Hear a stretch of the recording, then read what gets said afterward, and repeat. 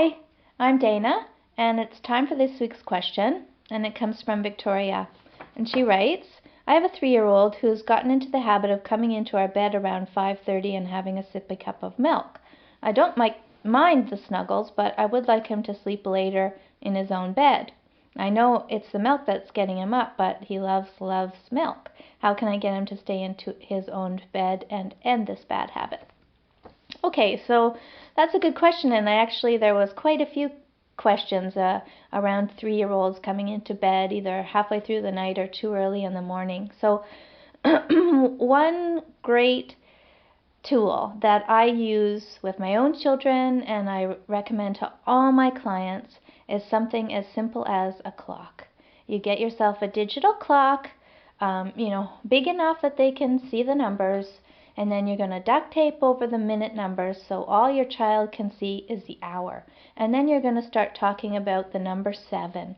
The number 7, you can draw some pictures, you can even put a little poster of a number 7 beside the clock so he has a visual. And you just start saying that bedtime is number 7 and morning time is number 7. And nobody can come out of their bed until the clock says 7. I start it with my own children when they hit the age of 2, and I recommend that everyone from 2 up keeps a digital clock in their child's room. It is an excellent way to regulate morning time, and to this day my kids wait in their room until their clocks say 7 and then they come and wake us up. And so if he gets up at 5:30 and comes to your room, you will just take him back to his room. You will refer to the clock. It is not 7 yet. You may not get out of bed till the clock says 7.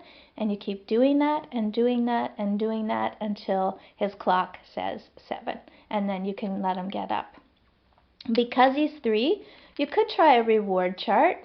Talk to him the night before and say, if you can stay in your bed until your clock says 7 without coming to mommy's room, at 7 you can have I don't know, you'd have to decide. It could be a Hot Wheel or a little treat of some kind, or can pick a toy from a box of little trinkets, whatever you think it would be motivating enough for your child that they might actually try to do that.